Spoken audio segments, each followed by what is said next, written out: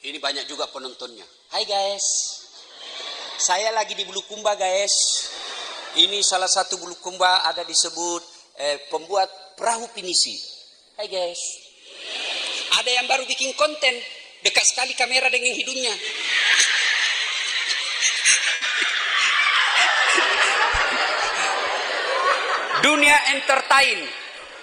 Dunia entertain, hiburan. Kemudian ternyata ceramah agama cuma 5,3%. Coba nih bayangkan.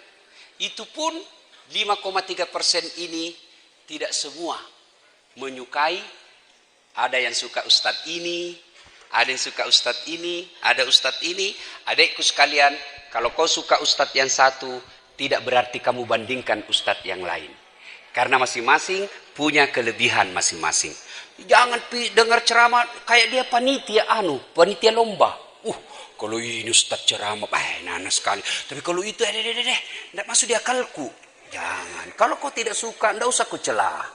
Ya, ikutilah ustadz yang kalian senang. Bagi saya, mari mengikuti, tapi makin banyak guru, makin banyak akun kita ikuti, wawasan kita semakin luas. Karena beragama itu perlu wawasan. Kalau wawasannya tidak luas, maka agamanya biasa memahami agama secara sempit. Ini yang paling penting. Peluang dakwah di era digital. Apa peluangnya? Satu. Ya, ini dulu. Keunggulan berdakwah dengan menggunakan teknologi. Ini dulu. Saya ceramah di Masjid Raya paling ramai hadir 5.000, paling ramai itu. Tapi begitu saya share di TikTok, baru 2 jam ku share ceramahku itu yang jaga hati istrimu, bagaimana menjaga suami. Baru 2 jam sudah 4 juta penontonnya. Itu keunggulannya. Kalau saya ceramah di Parepare sini, paling orang-orang sini juga. Tapi begitu saya masuk di TikTok, maka yang dengar ceramah saya termasuk orang-orang yang suka dugem. Jadi kalau kalian mau ceramah itu pada disko, masuk mau ceramah di TikTok. Ada semua di situ. Ya kan? Dulu muncul TikTok, ada ustadz mengatakan haram, sesat. Sekarang orang justru gampang dengar dakwah melalui jaringan TikTok. Nah, jadi keunggulannya lebih luas dan lebih banyak. Nah, apa keunggulannya? Peluangnya satu, keterbukaan informasi. Informasi lebih terbuka. Dulu Pak Rektor belajar terbatas bukunya. Tapi sekarang hanya orang malas yang tidak mau belajar. Ada semua, baca mako kitab. Dulu mau bicara kitab, Durratun Nasihin, ada bukunya, tapi belum tentu lagi bisa dibaca seperti saya. Kenapa? Bahasa Arab. Bisa ku baca, tidak ku tahu lagi artinya. Karena saya ini bukan orang pesantren. Tapi sekarang, dengan handphone yang saya miliki 1 tera, banyak kitab di dalam. Banyak kumpulan ceramah. Nah, kedua, kemudahan membuat jaringan. Paling mudah bikin jaringan. Gimana caranya? Ada grup WhatsApp. Tapi hati-hati kok di grup WhatsApp. Ada cinta bersemi kembali. Dari mana datangnya cinta? Dari Facebook turun ke WA. Dari mana datangnya kecewa? Ternyata setelah ketemu berbeda. Banyak tuh begitu. Cantik natawa di IG-nya. Bibirnya kayak artis Korea. Pipinya mulus. Sekalinya ketemu darat. Kau jitu. Kamera 360. Yang ketiga, semua bisa meneruskan dakwah. Saya bukan penceramah misalnya, tapi saya terima dakwanya guru kita UAS. Saya share, teruskan. Semua bisa menjadi meneruskan dakwah. Banyaknya platform sosial media. Ada TikTok, ada IG, ada Facebook, dan lain sebagainya. Konten di era digital adalah duit. Ada deh sekalian, kalau kau bisa menjadi konten kreator, ada ini di Makassar. Saya punya rumah makan. Palu Bahasa Sulawesi. Petarani, datang ke sana nah. Bilang kau saja namaku. Saya temannya Das Atlantik. Kalau dikasir tetap komentar. Nah, sudah. Promosikan. Akun tak saja Ustaz. Tambah akun. Karena kalau saya penontonku lebih banyak pencinta dakwah. Cari kok konten kreator yang dia membahas tentang kuliner. Pasti penontonnya penikmat makanan. Nah sudah, komentari. Dia cuma datang, hai guys, kita di Palu Bahasa Sulawesi, dagingnya baik apa? Berapa dibayarkan ini? Untuk IG story-nya, 600.000. Bisa Miko bayarkan SPP-mu. Daripada kau cuma bilang, hai guys, lagi di kos. Dede dinginnya. Apa kau dapat itu? Kesepian banget. Langsung nanya, boleh juga tuh di sliding.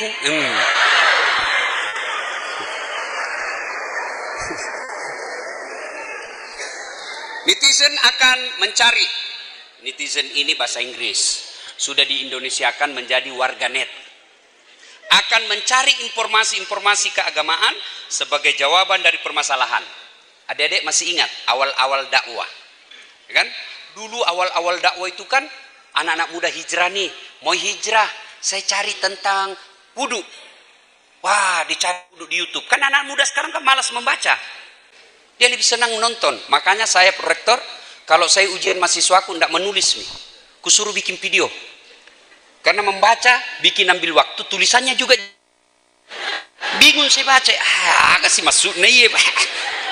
Maka kalau Prof, dia bisa mencontek.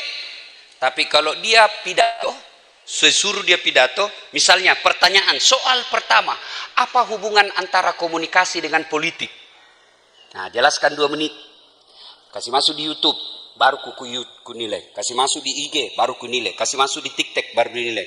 Yang bagus, saya masuk ke di IG ku, penontonku puluhan juta. Kalau jelek, ku kasih masuk juga di IG ku. Captionnya, jangan ditiru.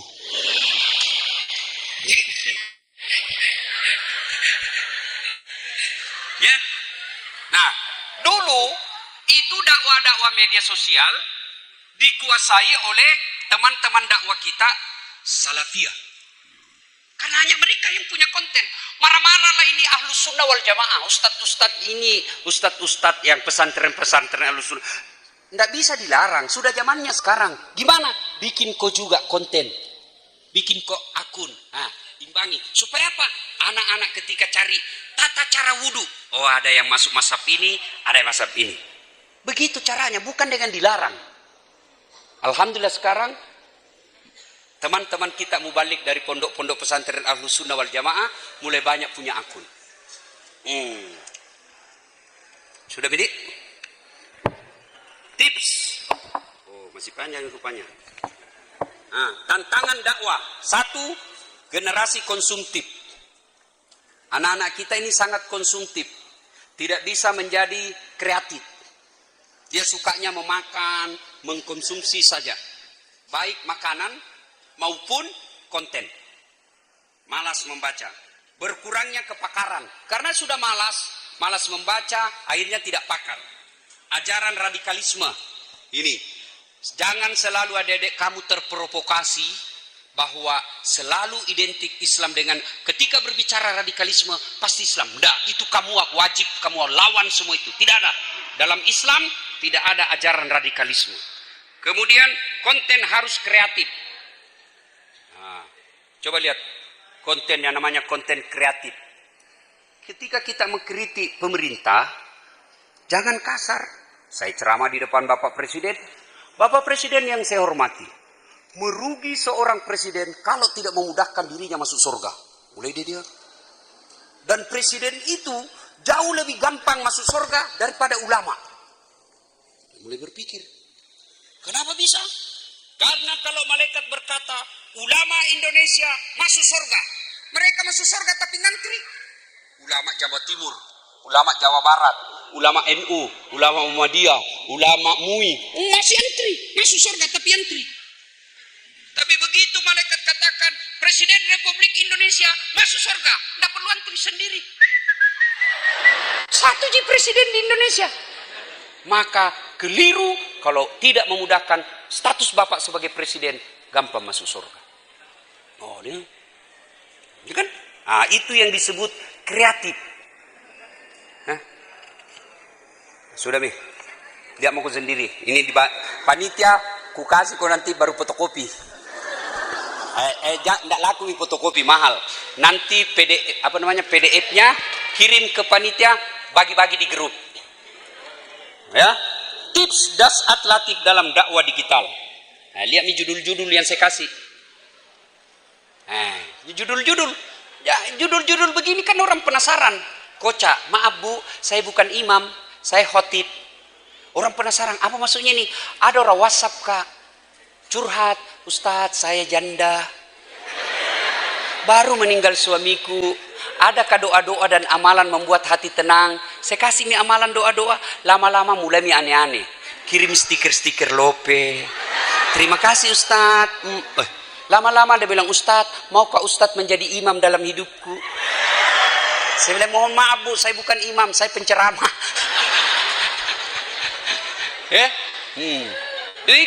Ini kan orang bertanya, apa ya Pak Eda mengikuti pengajian? Apa ya? Dia penasaran, dia buka. Tuh, mau menjadi wanita yang dirindukan surga, pasti mau semua. Bertanya bagaimana caranya ini? Mau semua ini mau, dia buka. Ada jawabannya. Bikin judul yang membuat orang penasaran. Dakwah saat ini juga membutuhkan materi yang simple, efektif, tidak bertele-tele, sederhana, dan tidak berkesan menggurui. Ini yang susah, menggurui. Maka adik-adik boleh lihat ceramah-ceramah saya. Untuk menghindari kesan menggurui, saya selalu berkisah.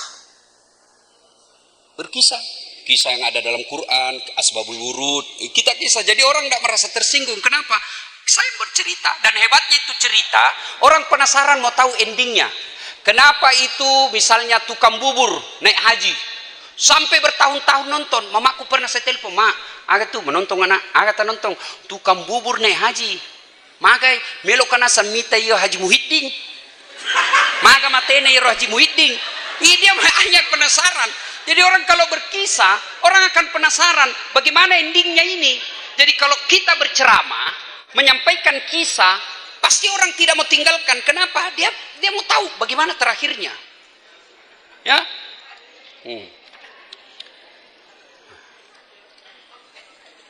Nah, ini daripada istri kedua yang nikmati emas tak. Apa maksudnya? Saya ceramah begini, Bu. Ibu-ibu, sedekahlah. Ini yang banyak semua cincinnya di depan saya. Kalau ibu-ibu mati, siapa yang pakai cincin emas berlianmu? Ada yang bilang, anak, bukan anakmu, istri kedua. Kenapa bisa? Pasti suamimu kawin lagi. Nah, dengar mama necek di rumah. Ini ceramahku di YouTube, kan selalu tungguin nonton. Dia bilang, Ustaz, jadi kalau saya duluan nanti meninggal, Ustaz mau kawin lagi. Saya bilang, sini kok sayang, ku peluk. Istriku. Saya itu istriku, kalau mau kapi ceramah, naik di mobil. Mau naik mobil, nah cium dulu tanganku. Pak Rektor, 5 kali kak cium. Saya biasa sampai malu sama tetanggaku, cepat-cepat dia lihat ke semua orang. Aduh. Tahu jangan. Bapak-bapak diciumnya kalau pikir ngajar. Paling Nabila cerita, ku lepas di kau pahlawan. Saya bilang sama istri saya, sayangku, dengar baik-baik ya, jangankan kita meninggal, masih hidup kita saja, saya selalu berpikir kawin lagi, apalagi kalau mati maki. Itu namanya kreatif.